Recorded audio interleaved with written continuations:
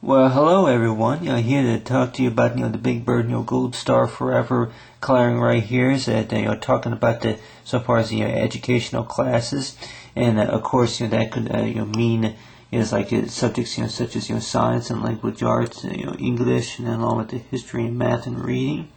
But of course, right here is you have it to where for GoldStar Forever is talking about the different subjects, which the different subjects that you would have learned in school, and the number of things that you were good at. But what I came up for here is like we say, is a list of between the requirements and the recommended classes that which most of the students here would probably say that if they can if they remember exactly about the fact about the classes that they had to take whenever they were in school, depending on what state that you were at, depending on what country or whatever. That if you're familiar with some of the subjects that I can remember, of course, was math, and then English 1, and then English 2, and then they had it to where you can maybe take some Spanish classes if you want to take Spanish classes, or it's like you study German, or as you say is or if you want to learn a little Latin or something like that, or but the requirements would be is like the math, and then science, and then biology. It's like health and stuff, like health classes, and along with that it's like and classes that a lot of times in school districts, if you were to go from like kindergarten, grade school kindergarten to the 12th grade, it is for senior, for the what you say is for the high school years, along with the junior high years or middle school years, that a lot of times is that you would had to take classes. And a lot of times that I remember whenever I was in school that I used to always think that maybe if you don't want to be this person, you don't want to be a scientist, you don't want to be an archaeologist, you don't want to be a doctor, or whatever you call it, why do you need all these subjects? You already took them. Why do you have to take them again? But I guess there is an answer to a lot of those questions. And I guess the best answer is that more likely maybe later on, maybe in 10 or 15 years from now, that you'll realize how important the subjects are, such as science, and such as health classes, say. But I don't know. I would probably say that a lot of times that you could probably say that you may have taken the subjects a little earlier. That whenever you had them, you didn't do so great. You didn't make very good grades or whatever you call it. But a lot of times is that the way I think about it is that you make good grades or not, that you had that course. And a lot of schools would probably say that you would have to take them if you make good grades or not, and just the fact because they were a requirement.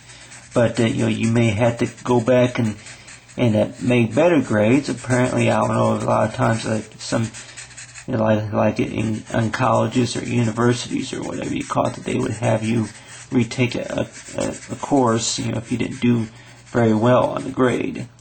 But of course, is that with between the classes that you like to take, and then the ones that you had to take. But I remember that one of them, of course, was art, and then the other subject, of course, I liked was creative drama. Yeah, I had those. You say most of the elementary and middle school year, I had a creative drama, and I had tech. It's like you had theater tech in high school, but then I also had industrial tech, and I had wood classes, and then along with a few other ones that art, and then of course I think, and then I had key typing and stuff. Those type of courses that you take them, and then a lot of times is that you could compare them between the easiest and the hardest, or the harder to the easiest, easier, the easy to the harder.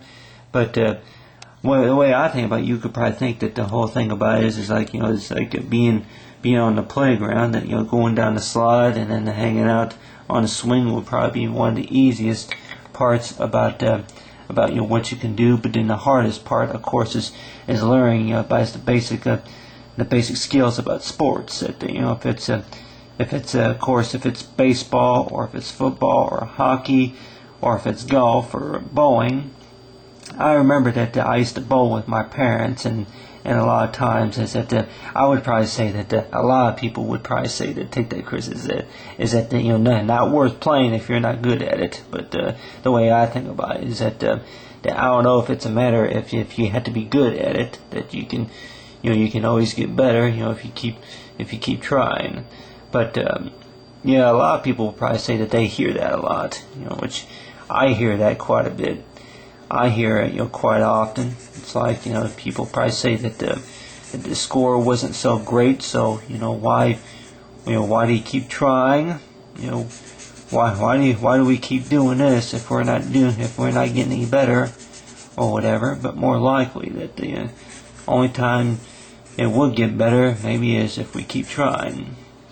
But other than that, is that you have it to where that if you were to be studying about the different how to do certain things, such as playing baseball or football or whatever you call it, or I should say is that this like or if you gotta take a phone call. But other than that, is that if you would to study about the different sports and stuff like that, basically is the fact of between the requirements and the recommendations in the classes and the different states, is to know that I don't think it's really about how good you are so far as it's like if you say you suck, man, or you rock, you suck or you rock or whatever you call it. But I really just think that more likely maybe the president would probably say that that just because you failed doesn't mean you're a failure or whatever you call it. It just means is that in fact that you tried. But I don't think it really should be counted as a criticism so far as what you're good at it. If you're not that great, somebody could be better than you at at the trivia question than the other teammates or whatever you call it. But I really just think that the whole matter is that that we all, what you say is say we all, you say pretty much are pretty much different in a lot of ways. We can be the same in a lot of ways too. But the way I think about it is that is to know that we each have a talent, and one of those talents, of course, is the fact about that when one of those talents is basically about knowing about what you can do. Other people may think that your talent your talent is more like is something that they can't do. Well, if you can underline, we say this word, the most important word so far as recommended and so far as the requirement is what's recommended and what's required. Other than that, it's like one thing you can also remember is the fact about is to understand too that the whole purpose about schooling. Of course, I didn't find out until about 12 years later that the fact about school, that with school, some people may say that school is just what you call that 6-letter word, but then on the other hand, you can also kind of give it, is to say that the pronoun, or is to say, is that meaning for the word school. Is it school could also be the same thing as what you say is training. So far is that T for training, and then C for can, and then of course C for can, and then D for can do, and then O for do, and I for it. And so far with TC, do it. It's like you can do it, or T or Tam can do it, or Matt can do it. But so far with Big Bird, you got Big Bird, and along with it's like for GoldStar forever, and then of course along right here is like with my favorite color blue, and of course is like you give Big Bird is like a little bit of background. So far as the background teammate, the teammate background right here, along with the things that you used to do when you were kids.